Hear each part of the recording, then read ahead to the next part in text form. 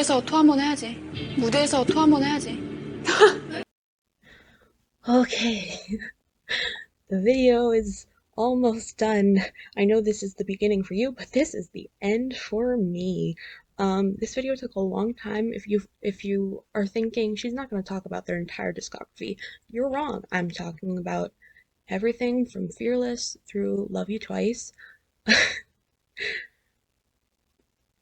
I made that decision. I don't know if I should regret it or not because this took a long time, but I made that decision and I enjoyed the process. I'm just very glad to finally be putting it out there. I should say I did make a video already on I'm Not a Doll or whatever you want to call that song. I go over that, I still talk about it in this video. I go over a lot of the same points. So if you want to skip that part, I understand, but there is more. There is also the Love You Twice analysis after that. So even if you've watched the first video, there's still a lot to take in. I am very repetitive in this video, I'm sure.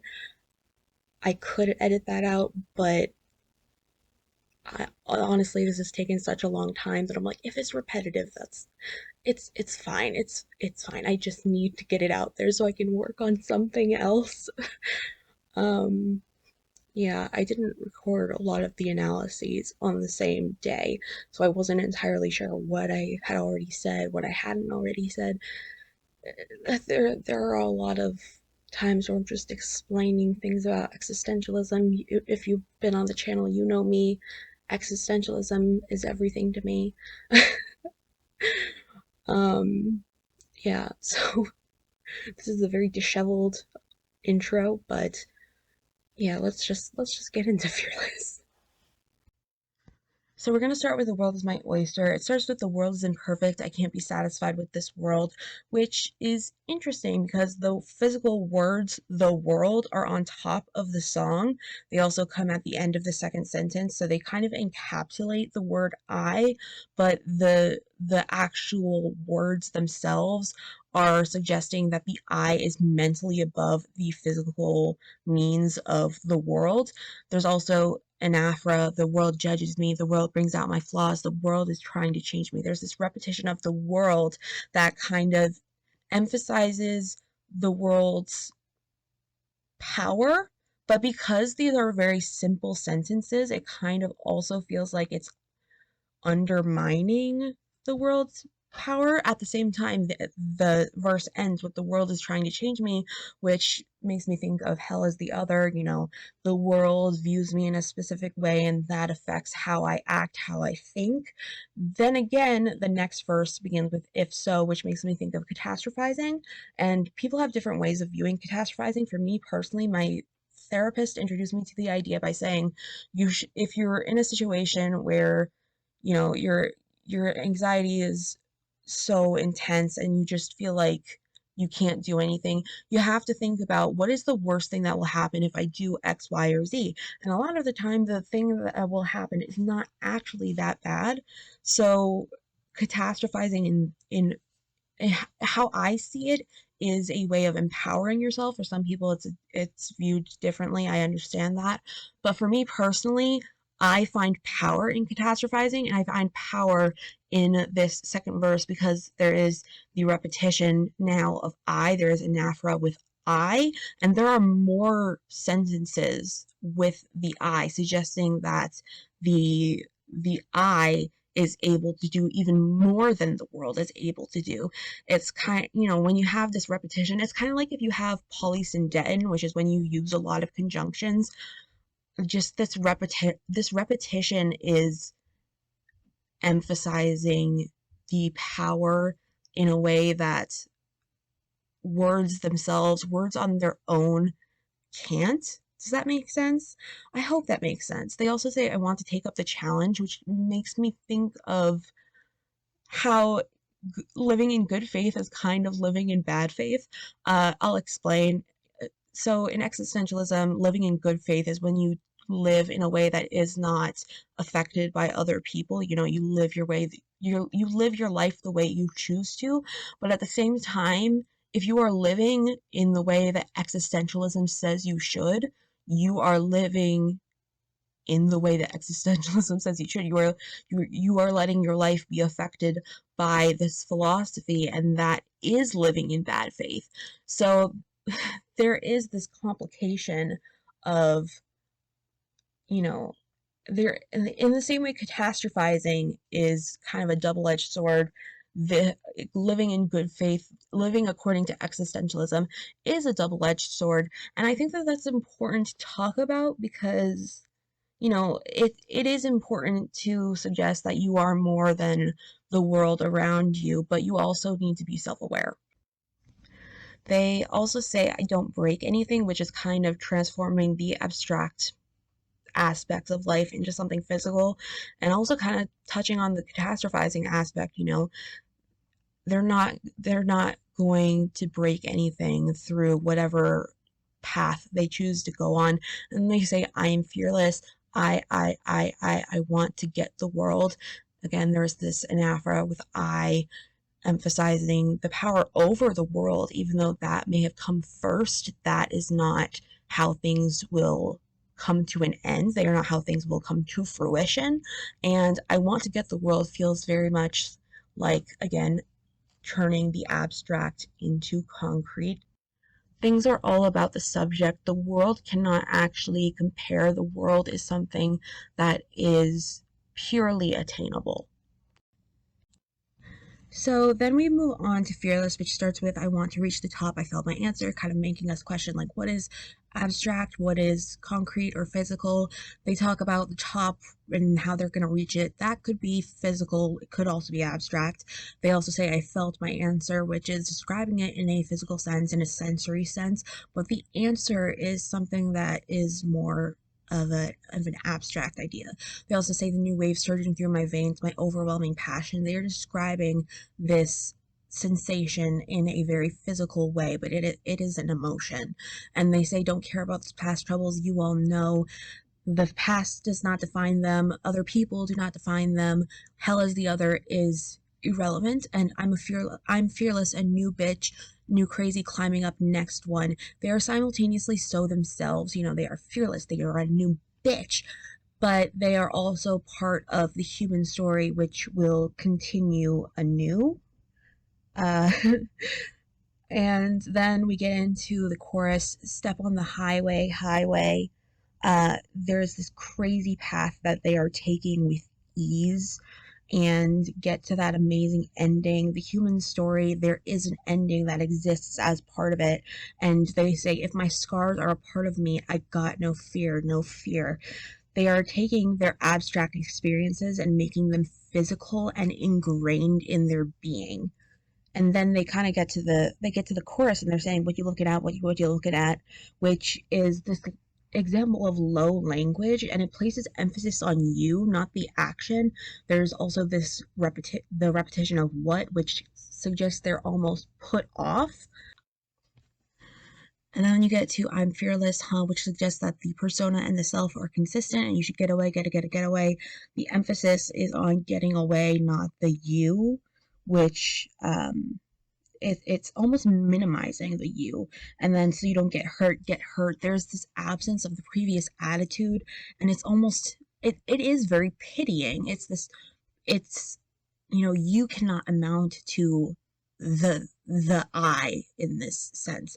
And then you move on to verse 2, telling me to hide my desire. That's weird. It's weird that they have this desire. They are La Seraphim, they are Seraphim, and yet, a seraphim is like a type of angel, and yet they still have sin. It's this strange concept. Then you have acting like I'm humble. That's done. Done does not mean over. It's kind of like it's closed, but it's not cut off. And in this sense, they are still grounded, but they are not humble. They're also not acting, which suggests that they are living in good faith. Then there's bring me forever when A, number one on my chest, A, would world groveling under my feet, A. And, there is this repetition of demands, and they're thinking little of this, but they are still proud. And then there is like I said, world groveling under my feet. There's this characterization of the ideal world that connects to the human experience. Uh, if you want to think about it that way. That's kind of all we're gonna do for Fearless, just because the rest of it is repeated. We're gonna do this with a lot of the songs. We're gonna get to verse 2, and then maybe we'll talk about the bridge, but we're not gonna talk about the final chorus and everything because it's the same. So. So then we have to talk about Blue Flame, of course, which seems to be a fan favorite. I really like it as well. Starts with very vague language with I like it like that, like it, that very vague language, like I said. But they're also using like in terms of a simile, which kind of adds a greater sense of interest and captivation. And then you go into the first verse and it's very vague. I'm feeling something like I'm being possessed, a woozy glare from afar, a force that leads me into the fog. It is very vague and it's kind of building up a sort of mysticism and suspense, something, woozy glare, force. And they're kind of conflating reasons for concern with, part of the fun. And I have never been high, but I imagine this is kind of what it feels like to be high. Um, and then they have even blue hotter than a flame. It heightens that contrast, but at the same time, it's very lyrical and languid with lots of sensory information. So there's a lot packed into that one line, which I think is why they chose it as the title. Uh, there, there I don't know how to break it down other than emphasizing like that contrast. I think that's the main thing that they wanted us to take away from this, but I don't know. And then we have dancing on my own style and disappeared. This is an interesting line to me because these are verbs without context. There's no subject involved. Who's dancing? Who's disappearing? We don't know. And to me, it's almost mimicking a flow state. I don't know if you know what a flow state is. Um, how do I mean, it kind of is what it sounds like. If you if you really, really love doing something, you've probably experienced doing it and getting into a flow state. It's kind of like the opposite of a panic attack. If you had a panic attack, you know you've had a panic attack. If you've been in a flow state, you know you've been in a flow state. They're just completely different things. Anyway, and then we have the woozy blue light turned splendidly. So much consonance, vague language mixed with more distinct sounds. The sounds in this song, I was gonna call it a poem. The sounds in this song are phenomenal. Burn it to the point where burn it to the point you burn your hands. I mean, it's a command and it's suggestive of abuse. It reminds me of a Megan Diaz song, which kind of talked about the same type of thing. Like he uses her hand as an ashtray. I don't remember what song it is. I'll leave it. If I remember, I'll say what it is in case you want to listen to that. I don't know. I love Megan Diaz. uh, so yeah, it's certainly a suggestion and an implication in the song. So then they say, as long as it burns, I can't stop my desire, which is interesting because it's a dependent clause and then an independent clause. But the independent clause is talking about how they are so dependent on their desire. So it's an interesting thing where it's like, oh, I may appear to have everything put together, but I don't really. And then, uh, oh baby, it's blue flame. There's consonants. It's languid. That is faction. There is the repetition of that, obviously, which is the epitome of vague. What does that mean? And then there's the word faction. I mean, the state they're in cannot be denied, it is honestly something greater than the self. And then we get to verse 2. The unknown veil hides in fear. It's deceptively undefined. It suggests undeserved affliction and like the unknown. What is so wrong with the unknown? The unknown is a motif throughout the song, and they kind of try to humanize it, where which I don't want to rant about existentialism for the millionth time on this channel. I know I'm going to talk about it later though, so I might as well. Uh, they're humanizing the unknown, which kind of conflates the unknown with humanity itself. And so, why not hide the unknown in fear, in a veil? A veil is considered a very, like, innocent thing, or it's like something is hidden behind that veil, which has interesting implications. There's so much to go into. I There's so much to go into with that, but I don't think there's enough with the rest of the song to go as far as I would necessarily want to. I think it would be better to talk about this song and then talk about how it compares with other songs, which maybe I'll do. Maybe I'll do an update to this video as I make motifs. Maybe I'll do an update to this video as I discover motifs and figure out how they work together. I don't know exactly right now. I'm just recording in the basement. Uh, the darkness sees a glow to get out of it. I have no fucking clue what this means. This is why this is why I'm making quotation marks. I said, the line before, I thought they were high. I think they were high when they wrote this because I have no fucking clue what this means. No matter what's over there, it's just a blue curiosity. The meaning of that feels like purely personal. And I feel like defining things in the way you choose to is a sign of good faith. And then there is the collapsing limit. It feels so thrilling. Dig deep into me. And, there's the dependent, there's the independent, and in the end, there is a command, which has, which is an interesting pattern to ponder, I guess. And then it carried me away from the moment I first saw you. This feels like saying freedom of condemnation does not exist. Abandonment is not a thing. Of course, with existentialism, there's the idea of abandonment. There is no God. You've been abandoned by a God. Therefore, anytime you make a decision, it is your fault. You do not have anyone to blame it on, and that is in that way, freedom is a condemnation. But this is kind of like relinquishing all control. There's this mysterious it that is carrying them away. And there's this mysterious it that they're blaming it on, and it's also like they are carrying me away. Like you didn't even have the chance to act in a way that this it does not want you to. And then we have in a mysterious light of color, like you've been waiting, now I'm burning, shine dazzlingly.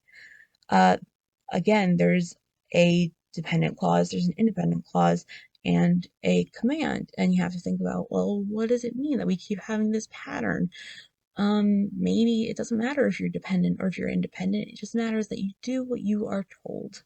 And, you can ponder that however you so choose. I think that is what they're trying to get across. I feel like I'm doing such a bad.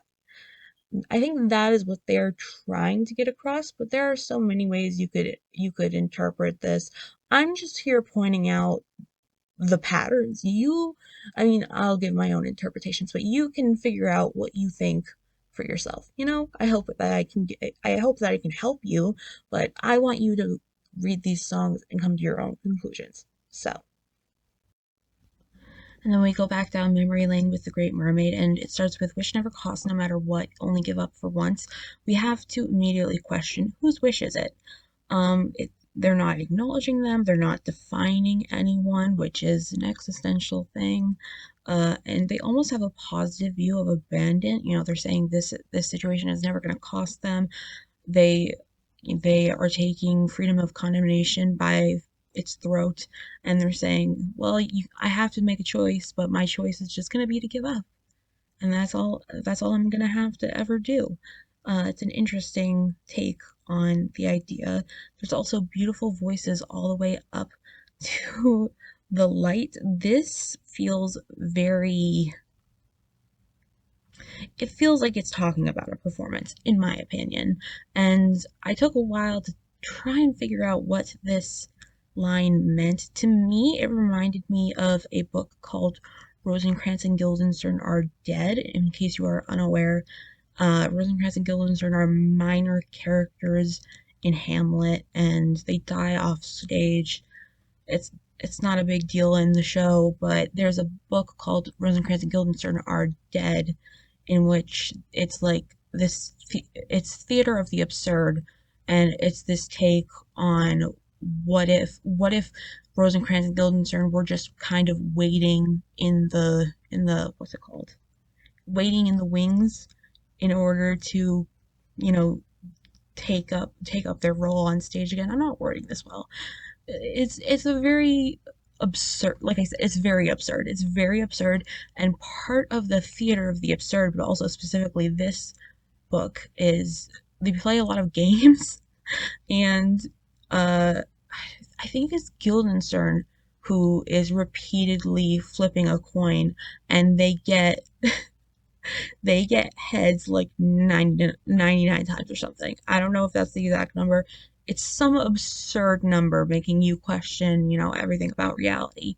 And so for me, there's also the line, "It's all me, I don't want to sacrifice," which, true sacrifice would be bad faith. Instead, you should accept your whole self. There's that idea. But really, how I feel about this verse is your dream will not cost you. Giving up once isn't the end, and it's all in your head, but you will get tails. Does that make sense? Like, the, they are playing this game where they keep getting heads and heads and heads, and it's all in their heads. Does that, I know this is a terrible analysis, but it's there. And then you will get tails, and these are all parts of you that you shouldn't sacrifice because it's you. This verse is so weird that I'm just like, maybe I'll just try to be equally as weird. You know, I don't know. That's how I look at it. Obviously, that's my own interpretation. I don't think that's what it's meant to be, but I like that idea. And what can you do with fiction? Or what can you do with writing if not pick it apart and have fun with it? I think that's the best thing. So then we have the pre-chorus, which starts with "I'm living my life." Very bold statement, present tense, right at the beginning, very fitting. And then they have "You'll have everything you want, but it doesn't make me a bubble." Now, take this with a grain of salt. Think about what a bubble is. It's air and water.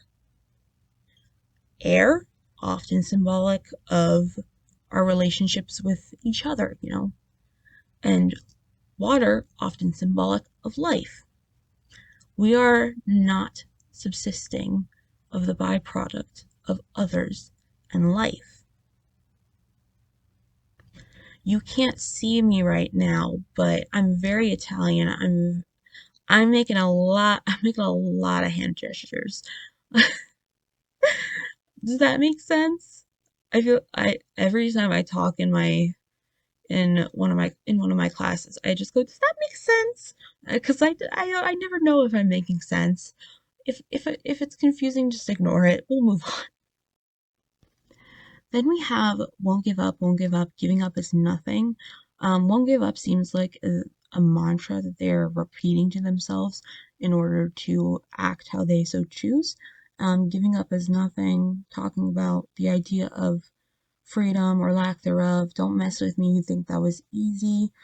Um, you know, what seems easy is actually really hard. Life sometimes seems very simple, but it's actually very complicated, or it could be very simple depending on how you look at it at the time. it's very complicated, and that is what it's so simple that it's complicated, and it's so complicated that it's simple. Uh, if that makes any sense. And obviously they say I don't give you what you need. Yeah. Um, I don't think that I don't think that the narrator wants to give the reader question mark. They don't want to give the listener any answers. They want them to find those answers for themselves. And then we get to the chorus, which starts beautifully with I don't give a shit. No love, no golden prince. There is ace and den, as if the ideas of life are like a list. And there's burn it, lock and load. There's emphasis on lock, and it's almost as if they have locked themselves into the life they chose to quote unquote lock and load. Without a single sacrifice on a tailored love story. Tailored kind of seems to be talking about living in bad faith.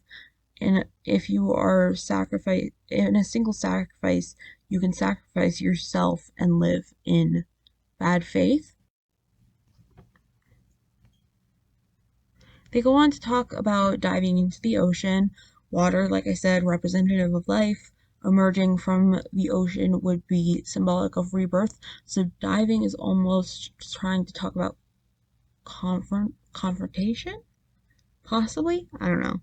And then you have verse 2, leaving away your voice is crazy. I feel like this has to be a Little Mermaid reference, an allusion, if you will. Um, kind of trying to say, like, the desire for conformity is so crazy. You know, like, existentialism is very much about conformity or lack thereof, and taking away such a vital part of you in order to blend into a different society is not worth it. At least that's what I think it's trying to say. What do you mean by disappearing? What's wrong? They're questioning, there is this idea of abandonment with no answers, and you have to attempt to find your own meaning.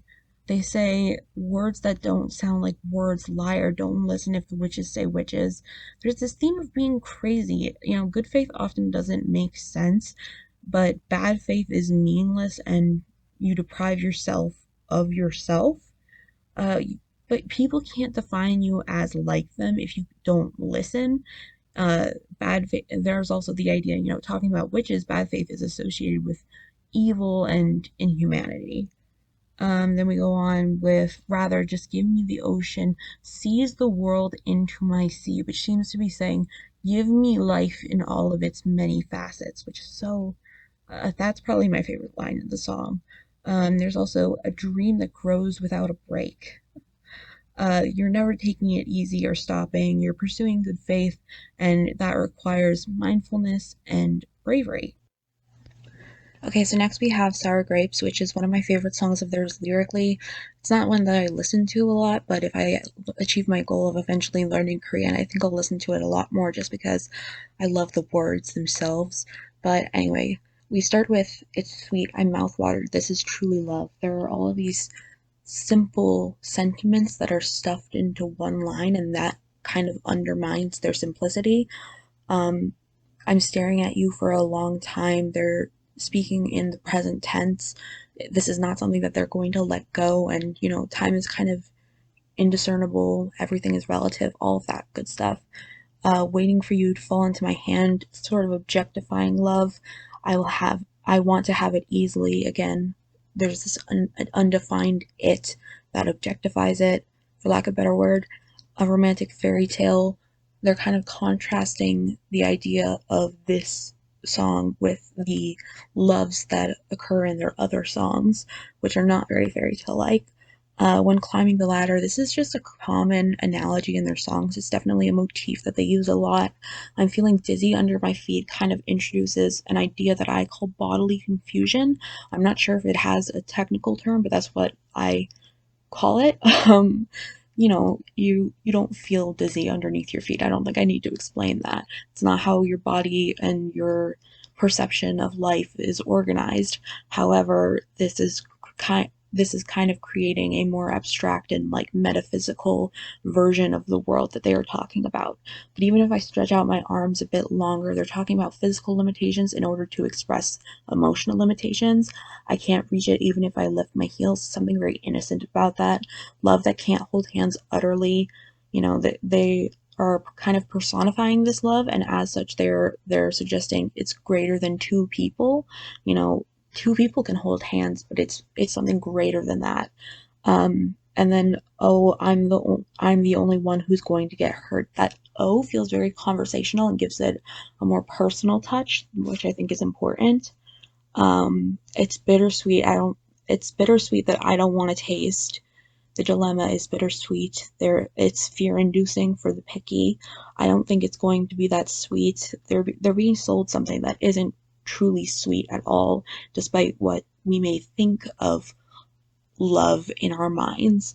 Uh, Unripe emotions, I just feel afraid. They are not fully themselves yet. They have not adopted a persona that makes them quote unquote ripe. I'll never bite the pain. They don't want to indulge or take risks. Sour, if there's such things as love, they're overpowered by the ideas of heartbreak first, and that therefore love kind of comes second. Then they say, I feel nervous at the end of my heart. It's unclear if they mean this in a functional way where they have the heart has fulfilled its purpose or failed to fulfill its purpose, or if they're trying to suggest that like in the heart there is a dead end or a cliff, that kind of thing. They also say it's my first time feeling this heart, which gives the impression that this is not very personal. um you know, they don't say my heart, your heart, they say this heart, which is, you know, not committal. um they also kind of suggest that the heart is foreign and limited in this way. I'm wondering if you could take one bite. They're comparing the heart to the forbidden fruit and therefore kind of associating it with temptation. When they say losing all eyes on the redness of the fruit, they, I mean, they're talking about losing eyes, and usually when you lose your sense of sight in literature, you gain a greater sense of like truth and reality. So in engaging with the heart in this way, they are gaining something from it. They also say grapes on the tip of the branches, could be talking about the olive branch, I imagine, if it's sweet. This is sort of the reality of attempted peace. There's a sort of distance to it, and one person might not understand the actions even of the quote unquote self. But they say, but even if I narrow it down one step at a time, they're testing their limits. I can't hold your hand. There's the idea of extending the olive branch versus extending touch.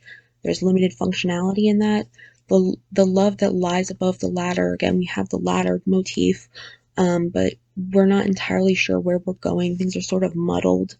Yeah, you'll hurt me. There is an acknowledgement of that they know the risks they're taking in this path that they've chosen. Don't get me wrong, I've never exactly liked you. I don't feel a bit sorry. I tricked myself all day, all night. Yeah, they're denying all emotion and portraying conflict as happening outside of the core. Maybe it's not time. Maybe it's not the time for me. They're acknowledging things, there are things that are beyond their limits, and when you're young, things tend to feel more severe. They also say, I'm feeling scared, I'm feeling scared. There's this epiphany that things have sort of gotten out of hand, which is potentially on both sides due to the repetition. And sour, a soury taste that makes you cry. Sour, if there's such thing as love. I don't want to taste, I just feel afraid. Love is sour grapes. There's this criticism of feelings in the moment and a hesitation to believe that things can be as they seem. There's a fear of giving yourself, your whole self, to unworthy situations, but that might be the epitome of love. So then we have the Hydra, which is a short one. It starts with, do you think I'm fragile? Take a swing, here's my neck. Which reminds me of, I'm not going to say the name right, I'm sure, because I don't remember if it's, I want to say Gawain, but I think it's Gowan, I think. Basically, it's a King Arthur story. Um, this guy Gawain has to have the Green Knight attempt to chop his head off, if I remember correctly, and he's supposed to, let him take these, I think, 3 swings, and, you know, he he is supposed to just let it happen as a result of a deal that he made, but he takes, I believe it is a green sash that allows him to evade being killed. And then the knight realizes that this happened, but because he sticks his neck out as if he could be killed, he forgives him and everything's fine. I think that's how it goes. I could be wrong, but just remember that it's an illusion, and it's it it's an allusion to a very famous story, and just the idea of sticking your neck out is supposed to be very dutiful, I guess you could say. Uh, Break me down. Do you think I'm bad? Then let me fall. Oh, I like that. Uh, Feels very dark, and I mean, I think that kind of speaks for itself. I really like that. And then try to burn me, throw me into the black ocean. It's like this. It's not an oxymoron because it's not, you know, burn me with the ocean or something. Like burn me and ocean are not right next to each other, but there's a lot of contrast and confusion, which is a big theme in these songs. And, it's kind of like, have you ever touched something that's so cold it's hot, or so hot that it's cold? It's that kind of sensation. And then again and again, again and again, again and again, this is like epistrophe. I don't know how to pronounce anything for this song. Wow. Epistrophe, which is like the opposite of an aphra. You could also say it's an aphra. Um, Basically repeating the same thing in epistrophe at the end, an aphra at the beginning. Combining them both is like joining these two very powerful literary devices and making and like birthing a new literary device, which is interesting. I am anti-fragile. I am anti-fragile. I will rise over and over again. Feels very Sisyphean, you know? Do you not know Sisyphus? Oh, I talk about Sisyphus a lot. Sisyphus was damned to hell and punished for I don't remember what, but he has to roll a boulder up a hill basically forever because anytime he gets to the top of the hill, rolls back down. And so, rising over and over again feels very Sisyphean. Of course, we don't know if they're being punished, but regardless, they are having that sort of attitude. And I think because we don't know if they're being punished, there's more power in it than despair. At least that's how I feel. And then falling while dancing, it's like portraying how art is sinful in a lot of ways. Don't hide your mistakes or failures. And then it says, I am not afraid of storms, for I am learning how to sail my ship. It's talking about ownership, which is a big, like, I feel like it's a thing with eyes as well. The idea of owning your sight. So maybe it's kind of talking about that. There's also just like, it's kind of figurative and literal at the same time. You're learning how to sail your ship. That's a figurative way of putting it, but they are in a way just as like growing up, learning how to go about their lives. Now we have anti-fragile, and I'm just letting you know right now, my analysis is very weak. I had this idea that you'll see that, like, I thought, maybe this and this, like, all these little things are connecting and it's about this, but I don't think it's actually real. This is me just exploiting my fantasy. So it starts with riding over the trail of thorns. Um, this is obviously a reference to leaving like a trail of roses, but in this case, it's not romantic, and you're kind of left behind with this feeling of like they have some kind of malicious intentions. And then there's You Made Me Boost Up. This is where the theory starts. Reminds me of a video game. It feels like when you are you get like a new skill in a video game, and you boost up. Like, that's the idea. And I think this is important because video games are something that I think have a lot of value just because of mirror neurons. Mirror neurons are neurons that fire when you see someone do something. You see them do it, and you can almost feel as if you are doing it yourself, which is why, like, if someone gets hurt, you have a visceral reaction because you can kind of feel it, not entirely, but you understand what they're going through. And so I feel like if you take all of this into consideration, video games are actually very symbolic of how we could, should, would live our lives, all of that. And then a party packed with lies is a party like a group. It's not rooted in truth, clearly, which, again, video game. They don't even burn. This could be taken literally. Something is not burning. It could also be referring to burning onto a disc and thus suggesting, like, it's not burning into their memory, I guess you could say. So much talk behind my back, rivals I never knew I had. There are no independent clauses. It's all dependent, emphasizing the other people's dependence and minimizing them as people. And then they all pray for the day I'm falling onto their hands. I'm a jump in. When they talk about falling, they don't drop down a line. Rather, as they go down, they go up because they're talking about jumping.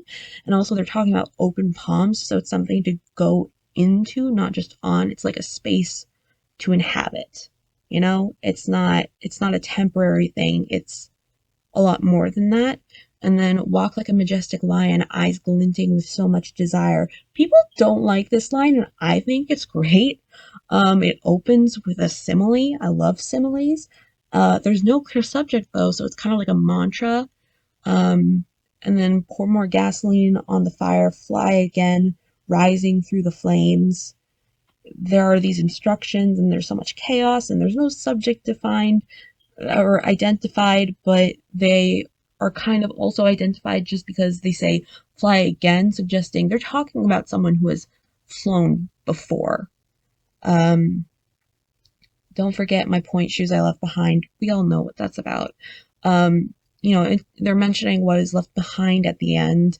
The other lines were kind of like mantras. This is more personal to the speaker, obviously Kazuha.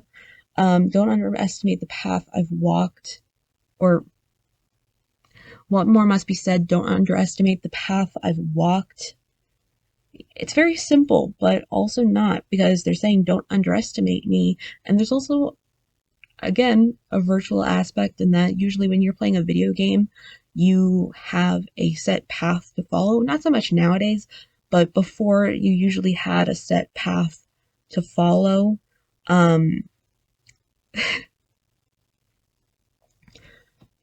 And, people could underestimate it by saying, oh, it's just a virtual thing. But the point is that you shouldn't undermine other people's experiences. I'll go ride till I die.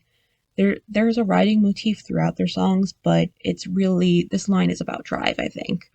And then I'll climb higher, top of the world I itched for. There's the climbing motif that they've used in various songs. No biggie if I were to fall. Mirror neurons not functioning. Maybe they've surpassed that level where mirror neurons don't even understand what exactly they're doing. I'm anti-fragile. Right now I'm on my way. Toss away your fairy tale.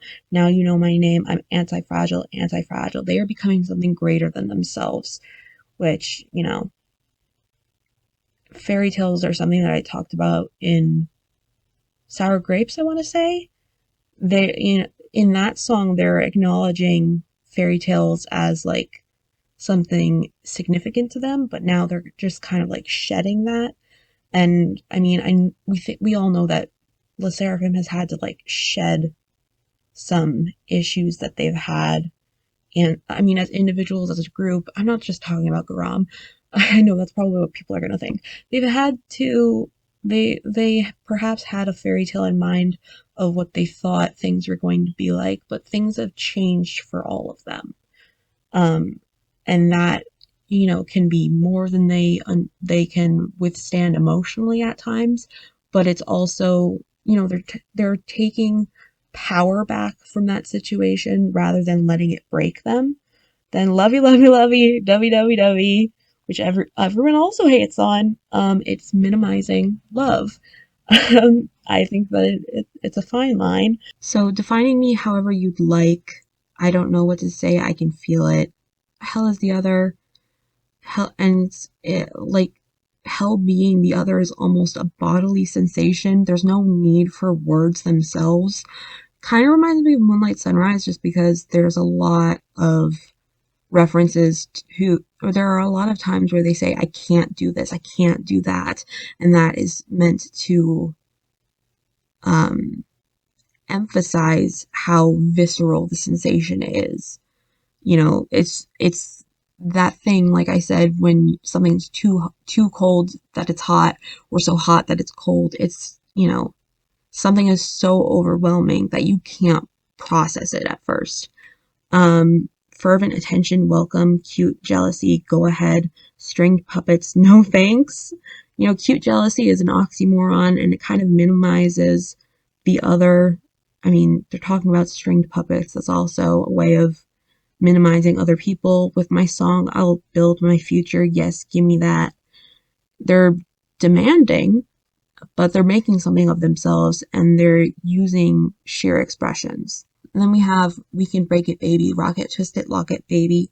They're coming together with this other, and they're asserting their offers and demands. When they say, all I know is you can't chain me, they're kind of breaking this disillusion, and what seemed like an offer before is actually a demand. And they say, because I'm gonna break out, gonna break out. The repetition mimics the strength of their wills, and then the rest is kind of just what we've talked about. So again, I'm gonna move on. So then we have Impurities, which starts with a drop that fell in drip, which I believe refers to either water or blood, which is obviously the stuff of life, and in becoming alive, you are falling into what they're falling into, the reality of life, which is bigger than obviously any of us by ourselves. And then they say the drip infuses with my transparent self. They're talking about their abstract self. But they're also saying their image isn't really tainted with bad faith. It's transparent. They kind of have a pure existence. Keep on moving like nothing happened. That seems to be going forward with good faith. Impurities, show you my impurities. It's talking about sin, but it's also kind of taking like condemnation of freedom by the throat and saying it's fine, it's all fine. They're showing off their sins as if they're not something to be ashamed of. And then they say, want it more like a witch. Witches are usually considered nefarious and post-original sin. Humanity's not really pure themselves. Humanity isn't actually quote-unquote humane, if you think about it. And then also, when you think about witches, you have kind of like a girlish, powerful, and nefarious identity, which to me screams nuance. That's why I love witches. Sometimes witches are humans who just use magic, and sometimes they are, they have like a lineage that gives them power. And so we have to ask, can you blame someone for the very core of who they are? If they were born a witch, they were born a witch. Show you the real me, the light growing dark red. They're talking, the real me is simultaneously not defined and tied to this very lyrical description, which is, it includes dark red, so I assume that has to do with like blood. It's getting to like the very core of what someone is, but they're also talking about intensely sparkling, glittery things rather. And you have to ask, with all of this information we've been given, does a small sense of innocence actually remain? What is the border that provides nuance? The slowness gives them nuance. They're going forward, not across, which suggests it's part of a path and in context of life. And it's in the context of life, and that it's not a decision. if that makes sense. Deep signs of desires engulfed in darkness. We were talking about texture and depth and its effects. When I say texture and depth, I refer to the idea, have I talked about this already? The idea from Thomas C. Foster that there is only one true story, and we are all, when we create stories or when we consume them, we are both giving this one story texture and depth and receiving it for ourselves. There's go on the thorny path covered with wounds. Obviously there's a motif going on with thorns, and the essence of the path that they walk is affected by violence. So natural, invincible, existence is the start of everything, and there are definitely motifs in terms of existence just by itself.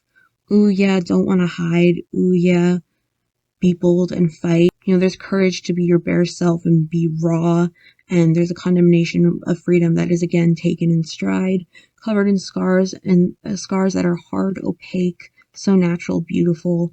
You're describing the beauty of the human body. You're also talking about the world of essence having lasting ramifications. The idea of the scars being opaque is kind of drawing on the idea of quote-unquote blind seers, like we talked about before. Them being opaque actually describes how significant they are as abstract things. I can see a clearer desire secures my key. You're veering off into controversy. Is there something to unlock? It's okay no matter what you say. Good faith. Goodness or badness. This is magic or tragic. You're questioning sin and reality and essence, really. Everything is nuanced. Everything can be boiled down to a choice. Even if it hurts, again, try it. There's that condemnation of freedom. You have to do it. My heart's glowing crimson with me, a raging passion. The image is becoming clearer, and we're using more common descriptions. But we also have within me a raging passion, proofs of my adventure like a necklace. They make me shine. They're wearing their scars that we discussed being opaque. They're wearing them like jewelry. And in the bridge, we say, my blood red desires deepening. You are separate from yourself. You are a separate self from your desire because it's like an object. Don't know where they'll take me, my wishes.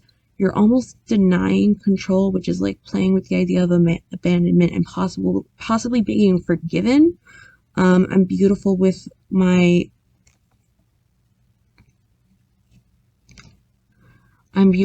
scratches.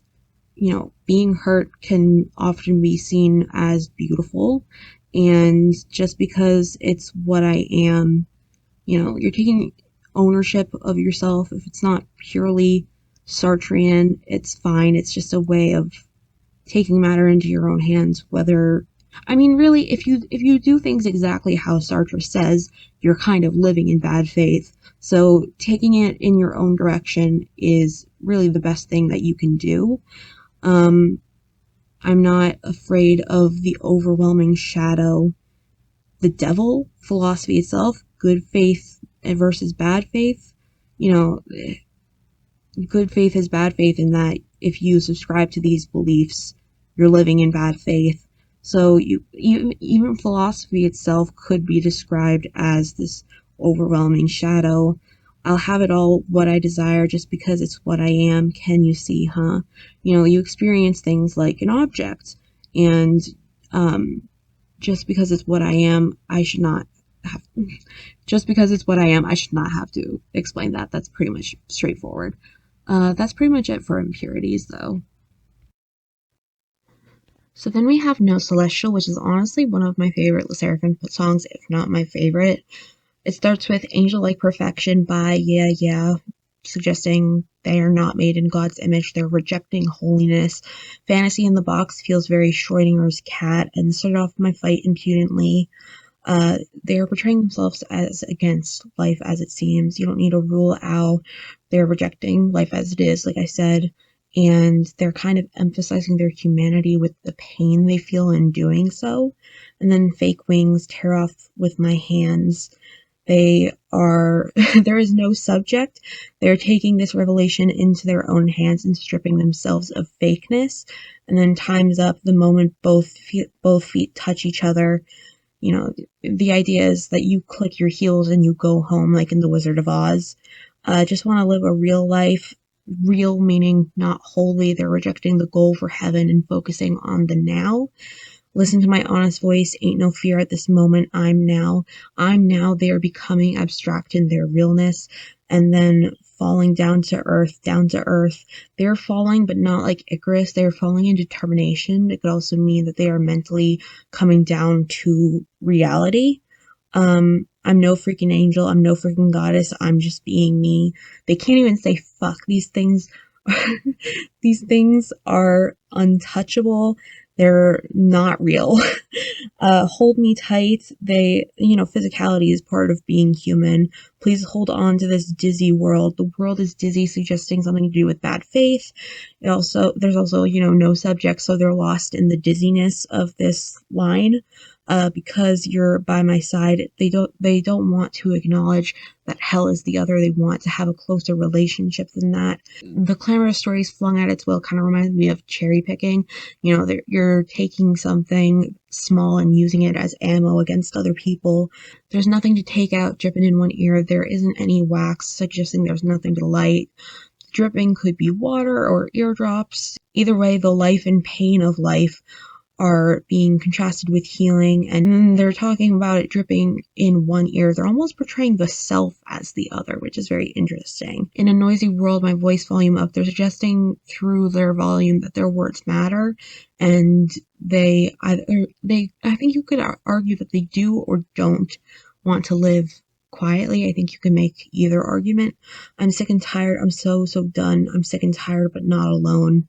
They're not with God, they're with friends, if that makes sense. Then we have Good Parts, which is a very sweet song. It starts with, I just want to love myself.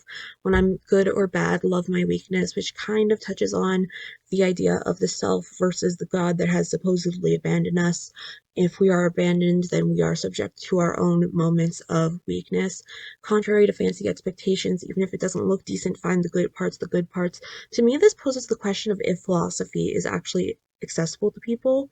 We talk about grandiose terms, good faith, bad faith, abandonment, all of these things. And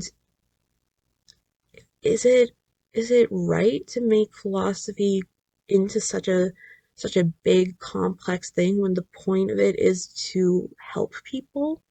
You know, are we gatekeeping philosophy? We need to kind of understand why philosophy became a thing in the first place and actually use it in order to help people rather than drive them apart. They also say, my innocent fingers shifting the phone screen. They're talking about like changing the background on your phone, I assume, which that's something very changeable in the same way that your life is very changeable. Nothing is going to stay the same. At the same time, it says tick tick, oh, my feelings falling down. Things are cyclical. They're they just are. You're gonna have your good moments, you're gonna have your bad moments, and it's gonna happen again and again until you die. And they say pick up mine, zoom in, out, pretend I'm fine. They're they are picking what they choose. They're picking what they choose. They're picking what they want to focus on. That is an important part of the philosophy of good parts. And they say making mistakes is okay, find the good parts. It's a personal philosophy, and that's maybe the most important philosophy there is. I like it just the way it is. Find the good parts. Then they say everything is so blurry, but I hope it's Polaroid. Sometimes it's better than the 4K cam. It makes my blurry heart beautiful. They're kind of using this extended metaphor of the blur just to paint a picture of what their life is really like. Things are just like in the previous verse, things are very digital, things are very visual, and that can be very harmful to people if they are comparing themselves to other people, or if they are spending too much time thinking about what other people think. They say want to share today, which to me kind of poses the question of, can we redefine our relationships with technology and our consequent brain chemistry? Just to say I seem a little fuzzy and feel ashamed reels, courage to face. There is this disconnect that they are feeling, and they're having difficulty expressing their emotions because everything is about perspective, and they lack that perspective in this moment to really get a good grip on what is going on in their life and just as in life as a whole. So then we have choices which starts with A, B, or A, B, or A, B, A, B, A, B, A, B, etc. And then it ends in what, and then again in parentheses, what, which to me mimics the theater of the absurd. The theater of the absurd is, if you've read Rosencrantz and Guildenstern are Dead, they don't really know when they are going to witness something important, when they're going to be needed. So they kind of exist in this space where they don't really understand what laws of reality are actually relevant to their situation. So they'll often play games, like in Rosencrantz and Guildenstern are Dead, they flip a coin like 99 times or something, and they always get heads. And so it's just, I feel like this seems like a game where they're playing on the absurd. And then this and that, every thought leads to a decision, feels like condemnation of freedom. Money is needed to do anything. Well, that's reality. There is a monotony in the repetition, and it kind of portrays how the speaker is disheartened. There's also a nice life equals don't worry about the eyes of others. That equal sign feels very relevant. If you think about existentialism in its most basic form, yeah, if you don't think about what other people think of you, or at least that doesn't factor into the decisions you make, then yeah, that does translate to good faith. But obviously it's more complicated than just an equation. But this is trying to be a very like I said, this is a very absurd take on faith in whatever form and all of that. And then they say sparkle, every breath, show it all. I think it's important that it starts with sparkle. It's not a simple sentence. There's no subject. It's just a sentiment. And then in the end, it ends with all. We start out as nothing, and then every breath kind of suggests that we exist, but we don't fully embody a subject until the point where we are that all. We are fully fledged people that can be described as quote unquote all.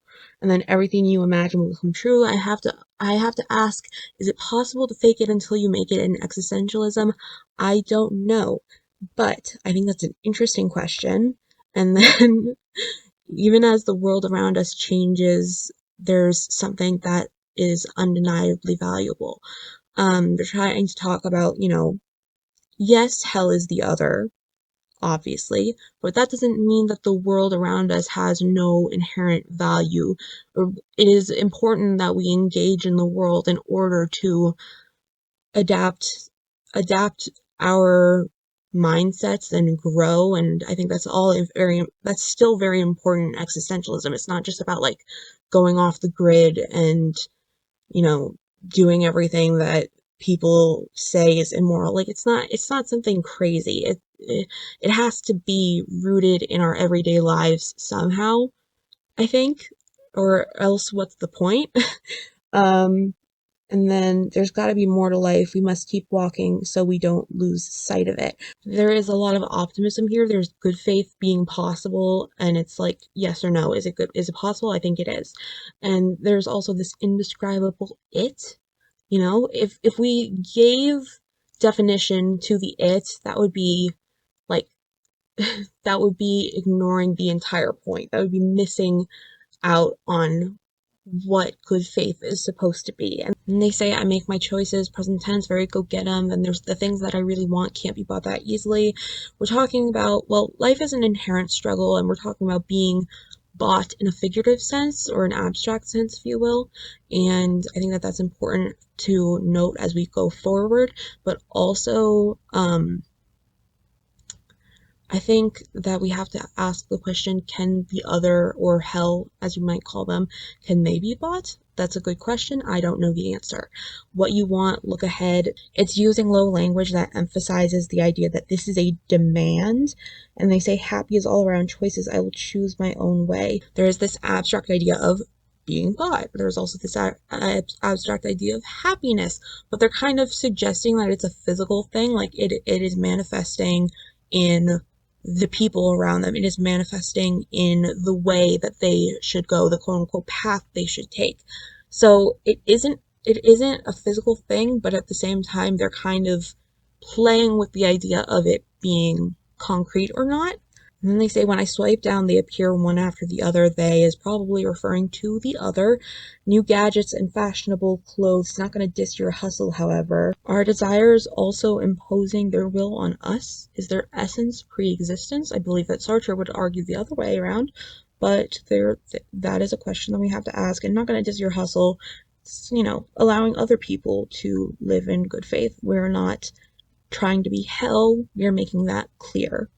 They also say, what's most important is the heart and soul. As for the spark that's in your heart, my treasure will never rust. No one can take it away from me forever.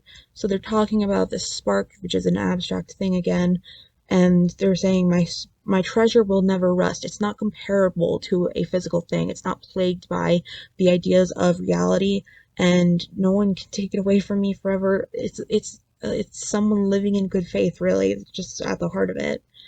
They say, despite every challenge, there will always be positives. I will always look for the good. I'll keep moving forward without missing anything.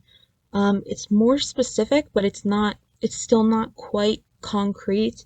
And obviously, we have to ask, are there inherent positives when we are not inherently anything but our existence? Like, how does positivity manifest? Is it, where does it originate? I don't know. Something unheard of, I don't care. You're determining your own meaning of life. I don't care about the theories. I don't give a damn. You're rejecting philosophy altogether. I just want to be me. Everybody want to be free, so the responsibility for happiness is mine.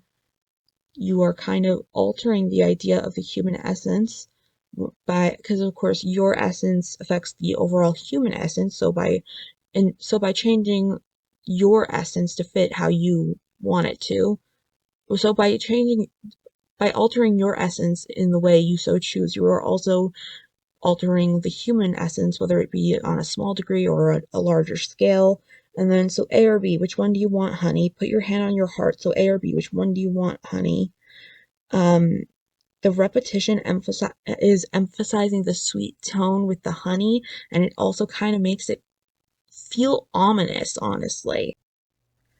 And of course, while I'm editing this, Yunjin has to release another song. I say has to as if I didn't enjoy the song or that I don't enjoy talking about it. I'm glad that she's releasing more music. I'm loving all of it, but it's just kind of it's funny to me.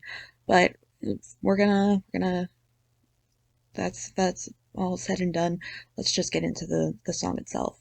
A spotless bedroom spends quiet nights. So we're starting without a subject. There's an image and an action before there is an actual identity. Then there's Pilates mornings, and she's good with wine. Talking about the morning, kind of acknowledging this beginning without a subject.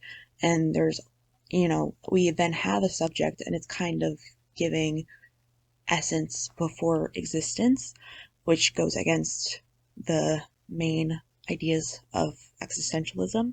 She wakes at the right time, sets the right vibes. This is kind of looking at her in the view of the other, saying like, oh, she's acting how we want her to, even though that's not really living in good faith. She's funny, but never too much. There's an independent clause and a dependent clause, but they're not separated, kind of doing a little possible commentary on the situation. Mysterious, but always in touch. They are portraying her as abstract, but not really elusive. I wonder what you see when you see someone like me. It begins and ends with the narrator, but in the end, it's kind of qualified, someone like me, which kind of poses the question of if this is in the view of the other. Do you see her? There are two kinds of seeing being described. I wonder what you see when you see someone like me, and do you see her? There are multiple ways of seeing. Won't you rather touch marble instead of limestone? They're comparing themselves to something with essence before existence, because objects have essence before they exist because people create them with something in mind. And so you're just it's kind of a commentary on on possibly feeling inferior in a way. All I wish to be is someone deserving of the comfort that you bring. Again, it's like the other's view is the end all be all, because deep inside I want to be her. There's you versus her. There's a sort of disconnect with her being almost less than human. It's simultaneously putting her on a pedestal and viewing her from the gaze of the other, which is, how do I put this? It's in a way it's objectifying. Then there's she takes the hip and never shows you where it hurts. This is a different you from before. This is a more theoretical you, and so you're talking about a theoretical her and kind of limiting her to this theoretical space. Her life is also not necessarily perfect, but handled in a perfect manner, which is, again, only a theoretical thing, limiting her in a sense. Bathes you in spring sunshine. There's this imagery that's warm and abstract and, not concrete, not real. Wipes tears dry and says, I love you twice. We have to ask who is crying? Where are these tears from? And there's this repetition that they're talking about repeating saying I love you, and it's almost like she wonders, can it be said enough? And so she is trying to give 200%. Seasons change, say you'll stay the same. There's a lot packed in one line. There's this overwhelming sense of trying to be, it's overwhelming to try and be what people imagine you should be. And this is also kind of portraying things as cyclical, and it highlights how we are different. Through spring, fall, and winter, I guess we're in the summertime, and so time has passed from the chorus where we talk about spring. Look my way, look your way. There's this comparison going on. Say I'm okay, so that even through the snow, you can forever be in bloom. There's a sense of timelessness. We want to be resilient. In 7 years' time, will I look back and wonder? This could be talking about their contract. They have a 7 year contract, and then at some point the contract is going to end or it'll be re-signed. And it's almost like a Prospero analogy. In The Tempest, Prospero has this speech where he basically says, I want to go home, but I can't go home unless you, the reader, or the audience, whoever it is that's consuming the material, you need to bring me home. It is with your minds that I am able to cross the ocean and get to where I need to go. And so there's kind of a question of, well, what happens kind of depends on the audience again. It's not entirely in the hands of the company, it's not entirely in the hands of Yunjin. It's largely up to the consumer. And then, why was I such a mess, unable to relax? There's this anxiety, and they lose the subject again. They say unable to relax. There's no I was unable to relax. There's no subject in that sentence. Got me on edge every day, acting chill on stage but melting down when I'm off it. There's a comparison of cold versus hot, on versus off. We're talking about extremes, black versus white. It's all action. There's still no subject. Um, and in secret, I struggle to put on my best for the red carpet. They do put on their best, but it's like wearing a costume or a mask, and the red carpet is meant to be the beginning of an event, but it honestly feels like the end. I know I laugh it off, but my words are genuine. There's tone versus reality. Are we living in bad faith? There's a question of, if we laugh it off, are we, even though our words are true, are we living in good or bad faith? There's, tone versus reality, and it's kind of hard to decide what the truth is. Your reflection in the mirror is a masterpiece portrait. There's essence versus existence in the way of treating someone as a piece of art. know you're tired of me saying it, but I'm scared you'll leave. They're taking back the subject. No matter what you see, can your eyes please stay on me? It's again that Prospero thing, like you need to be a part of this in order for me to succeed or get to where I need to be. Even when I dull in with time, please tell me I shine. If there is a sort of dependence that is making them quote unquote dull, and it precedes a command, because deep inside I want to be her. She takes the hit but swings back stronger than before. This is a very reactionary thing where they are managing to overcome. Look my way, look your way, say okay, I'm okay. There's rhyme that's tying things together, and they're kind of overwhelmed but trying to get their bearings together. And then, oh, to be ever blooming with you, sort of saying you're at your prime forever. I'll say I love you twice. And that is it. So, yay, now time to edit this. And with that, I am done. Goodbye.